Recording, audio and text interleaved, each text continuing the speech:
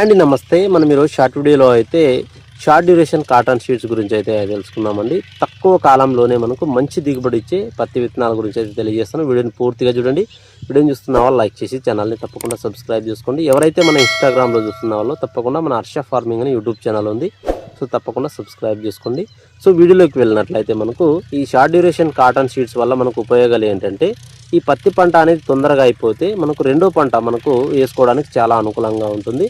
అందులో the best seeds అయితే చెప్తాను. వీడియోని పూర్తిగా చూస్తే మొదటిది వచ్చి మనకు రాశి కంపెనీ కింద స్విఫ్ట్ అనేది చాలా మంచి విత్తనం అండి.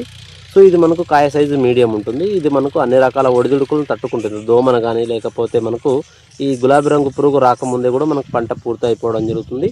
సో దీనైనా కూడా ఎంచుకోండి, మీకు మంచి దిగుబడి అయితే రావడానికి అవకాశం ఉంటుంది. బోరు వసతి కింద ఉన్న వాళ్ళకైతే ఈ రెండో పంట వేసుకోవడానికి అనుకూలంగా ఉంటుంది కాబట్టి స్విఫ్ట్ అయినా కూడా ఎంచుకోవచ్చు, మనం రెండో పంట వేసుకోవాలనుకున్న వాళ్ళు. సో నెక్స్ట్ వచ్చి మనకు క్రిస్టల్ కంపెనీకి చెందిన CCH 369, ఇది కూడా ఒక బెస్ట్ విత్తనంగా చెప్పుకోవచ్చు.